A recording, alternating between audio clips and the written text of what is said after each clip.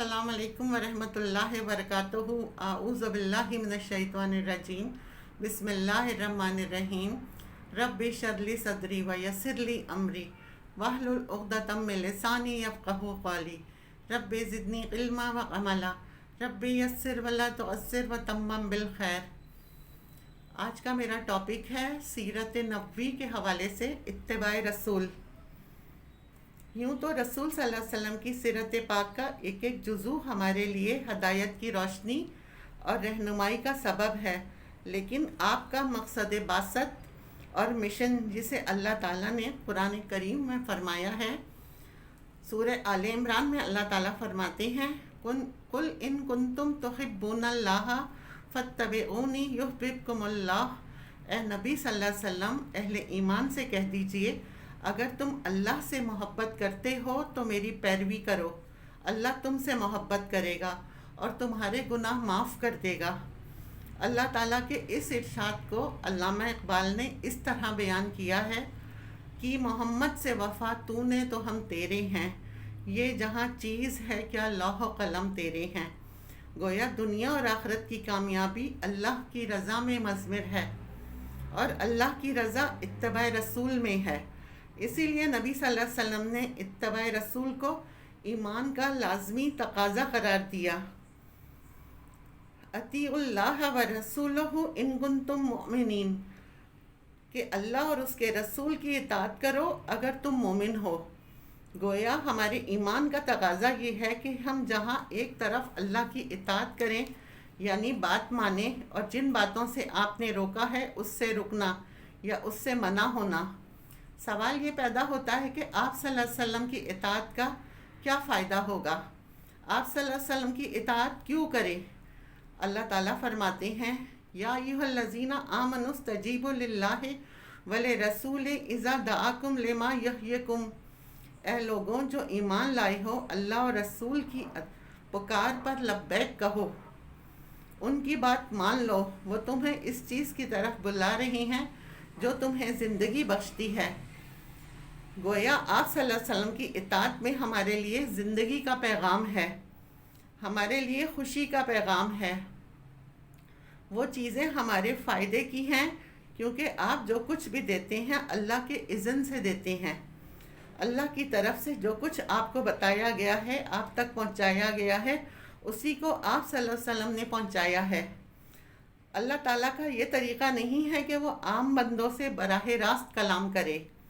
वो अपना पैगाम पैगंबरों के ज़रिए और मैसेजेस के ज़रिए बंदों तक पहुंचाते हैं। लिहाजा जो कुछ रसूल देते हैं वो दरअसल अल्लाह ताला ही की तरफ से होता है, वो दरअसल अल्लाह ही की अताअत होती है। इसीलिए कुरान पाक में आता है, जो रसूल सल्लल्लाहु अलैहि वसल्लम की इताअत करेगा वो दरअसल अल्लाह ही की अताअत करेगा। आप सल्लल्लाहु अलैहि वसल्लम की अताअत अल्लाह की अताअत, आपका हुक्म मानना अल्लाह का हुक्म मानना है। और इस मामले में किसी मोमिन औरत और किसी मोमिन मर्द को ये इख्तियार नहीं दिया गया कि वो अल्लाह और उसके रसूल का हुक्म मानने के बाद वो अपनी मर्ज़ी करे, अपनी मर्ज़ी चलाए। कुरान पाक में अल्लाह ताला फरमाते हैं, वमा काना लिमोमिनीन वलल मोमिनात, किसी मोमिन मर्द और औरत के लिए ये बात जायज़ ही नहीं, क्या दुरुस्त ही नहीं, इज़ा क़दल्लाहु व रसूलहु अमरन, कि जब अल्लाह और उसके रसूल किसी मामले में कोई फ़ैसला कर दें, अन यकूना लहुमुल खियारतुम मिन अमरी, कि फिर इस मामले में उनका अपना कोई इख्तियार बाकी रह जाए।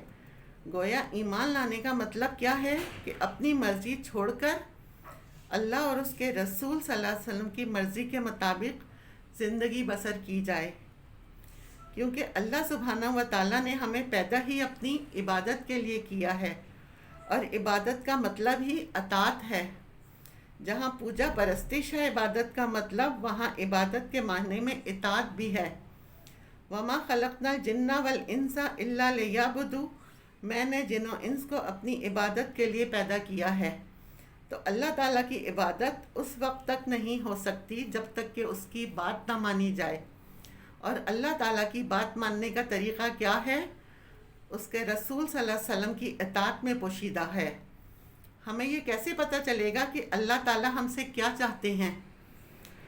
پھر اس کے بارے میں قرآن پاک میں مزید تاکید کی گئی، یا ایھا الذین آمنوا اطیعوا اللہ ورسولہ ولا تولوا عنہ وانتم تسمعون۔ اے لوگو جو ایمان لائے ہو، اللہ اور اس کے رسول کی اطاعت کرو اور اس سے منہ نہ موڑو حالانکہ تم سن رہے ہو۔ جب تم کوئی حکم سن لو، کوئی بات تمہیں پتہ چل جائے تو پھر جان بوجھ کر اس سے روگردانی نہ کرو، منہ نہ موڑو، نافرمانی نہ کرو۔ ولا تکونوا کالذین قالوا سمعنا وہم لا یسمعون۔ اور تمہارا طرز عمل، تمہارا رویہ، تمہارا طریقہ ایسا نہ ہو جیسا کہ ان لوگوں نے کیا تھا کہ جب انہوں نے کہا کہ ہم سن رہے ہیں، ہم نے سن لیا، حالانکہ وہ نہیں سنتے تھے۔ اس کا مطلب یہ نہیں کہ ان کے کام نہیں کرتے تھے، بلکہ اس کا مطلب یہ ہے کہ وہ عمل نہیں کیا کرتے تھے۔ انہوں نے عمل کر کے نہیں دکھایا۔ جب ان کا عمل ہی نہیں بدلا تو گویا انہوں نے سنا ہی نہیں، سنی انسنی کر دی۔ سورہ آل عمران میں اللہ تعالیٰ فرماتے ہیں، قُلْ اطیعوا اللہ وَاطیعوا الرسول۔ آپ ان سے کہہ دیجئے کہ اللہ کی اطاعت کرو اور رسول صلی اللہ علیہ وسلم کی اطاعت کرو۔ وَإِن تَوَلَّوْا، پھر اگر تم منہ موڑتے ہو، وَإِنَّ اللَّهَ لَا يُحِبُّ الْكَافِرِينَ، اور انکار کرنے والوں سے اللہ محبت نہیں کرتا۔ گویا جو شخص رسول صلی اللہ علیہ وسلم کی بات کا انکار کرتا ہے وہ اللہ تعالیٰ کی محبت سے محروم ہو جاتا ہے۔ آپ صلی اللہ علیہ وسلم نے خود بھی فرمایا، کل امتی یدخلون الجنۃ الا من ابا، میری ساری امت جنت میں داخل ہوگی سوائے اس کے جس نے انکار کیا۔ آپ سے پوچھا گیا کہ انکار کرنے والا کون ہے؟ آپ صلی اللہ علیہ وسلم نے فرمایا، جس نے میری اطاعت کی وہ جنت میں داخل ہوا، اور جس نے میری نافرمانی کی گویا اس نے انکار کیا۔ یعنی آپ صلی اللہ علیہ وسلم پر ایمان لانے کا مطلب کیا ہے کہ آپ صلی اللہ علیہ وسلم کی بات مانی جائے۔ اگر ہم نے اپنی مرضی کرنی ہے اور آپ صلی اللہ علیہ وسلم کی بات کو اہمیت نہیں دینی تو پھر آپ صلی اللہ علیہ وسلم پر ایمان کا مقصد کیا ہے؟ پھر آپ صلی اللہ علیہ وسلم پر بھروسہ کہاں ہے؟ آپ پر اعتماد کہاں ہے؟ اور ہم کو جب آپ صلی اللہ علیہ وسلم کی اطاعت ہی نہیں کرنی، کیونکہ جو شخص یہ دعویٰ کرتا ہے کہ میں آپ کو مانتا ہوں، پھر اس کے لیے لازم ہے وہ آپ کی بات بھی مانے۔ اور قرآن پاک میں ایسی آیات ملتی ہیں کہ جو لوگ اطاعت کرتے ہیں وہ بہترین صلہ پائیں گے دنیا اور آخرت میں، اور جو لوگ اس اطاعت سے منہ موڑتے ہیں قیامت کے دن سخت پچھتائیں گے۔ مثلا سورہ احزاب میں آتا ہے، یوم تقلب وجوہہم فی النار، جس دن ان کے چہرے آگ میں الٹ پلٹ کیے جائیں گے۔ جس طرح ہم کباب فرائی کرتے ہیں، ایک طرف سے کرتے ہیں پھر اسے پلٹتے ہیں، پھر دوسری طرف سے کرتے ہیں، اسی طرح جب وہ آگ سے منہ پھیریں گے تو پھر پچھلی طرف سے آگ ان کی طرف آئے گی اور جسم کے پچھلے حصے کو جلائے گی۔ جب وہ وہاں سے منہ موڑیں گے پھر جب سامنے کی طرف سے آئے گی، پھر چاروں طرف سے آگ انہیں گھیر لے گی۔ یوم تقلب وجوہہم فی النار، جب ان کے چہرے آگ پر الٹ پلٹ کیے جائیں گے، اور اس وقت وہ کیا کہیں گے؟ کس سزا میں کہیں گے؟ اے کاش ہم نے اللہ کی اطاعت اور رسول کی اطاعت کی ہوتی، رسول کی بات مانی ہوتی۔ جب سزا پائیں گے تب وہ پچھتائیں گے اور کیا حسرت کریں گے کہ کاش ہم نے اللہ اور رسول کی بات مان لی ہوتی، ان کی تعلیمات کے مطابق زندگی بسر کی ہوتی۔ ایک اور جگہ پر آتا ہے، اس دن ظالم اپنے دونوں ہاتھوں پر کاٹیں گے۔ ہاتھ پر کاٹنا کس بات کی علامت ہے؟ انتہائی حسرت اور ندامت کی، اپنے آپ پر غصہ آنے کی۔ جب انسان کا کہیں بس نہیں چلتا تو وہ اپنے آپ پر غصہ اتارتا ہے اور کہے گا، اے کاش میں نے رسول صلی اللہ علیہ وسلم کا راستہ اپنایا ہوتا، نبی کی راہ اختیار کی ہوتی۔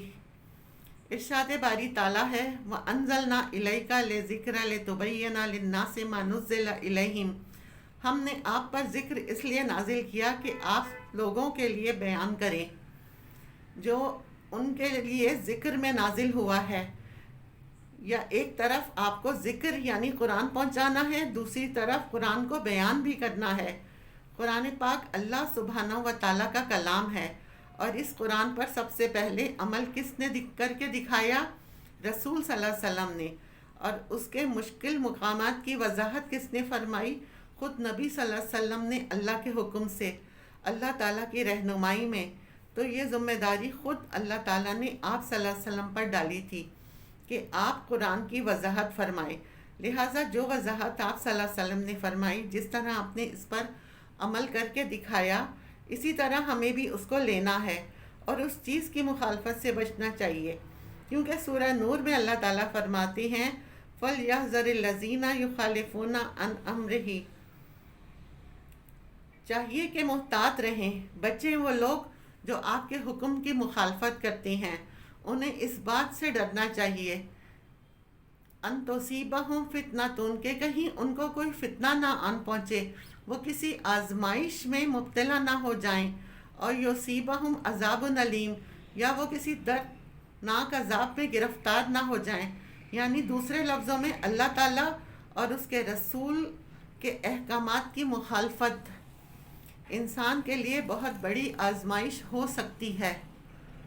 اسی طرح آپ کی اطاعت انسان کے لیے کامیابیوں کے دروازے کھولتی ہے۔ کس طرح؟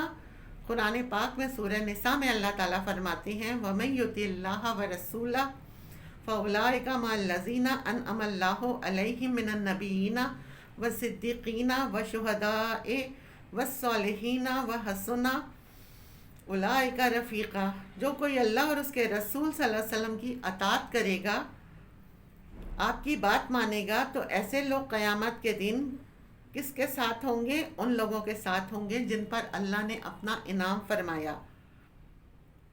وہ کون ہیں؟ انبیاء میں سے، نیک لوگوں میں سے، صدیقین میں سے، شہداء میں سے، اور باقی عام صالح لوگوں میں سے۔ اور یہ کتنے اچھے دوست ہیں، کتنے اچھے ساتھی ہیں کہ جن کی رفاقت انسان کو میسر آئے گی، جن سے اللہ راضی ہو گیا، جن پر اللہ کا انعام ہو گیا۔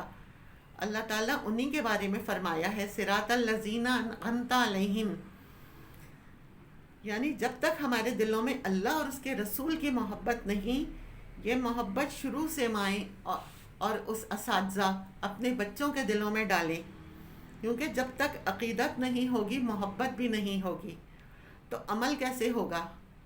اس کے لیے آپ کا ذکر کثرت سے رہنا چاہیے، کیونکہ جس چیز کا ذکر رہتا ہے اس سے تعلق رہتا ہے، اور جس کا ذکر نہیں ہوتا اس سے تعلق ہی نہیں ہوتا۔ اس تعلق کو مضبوط رکھنے کے لیے، اس کو برقرار رکھنے کے لیے اس کا ذکر ضروری ہے۔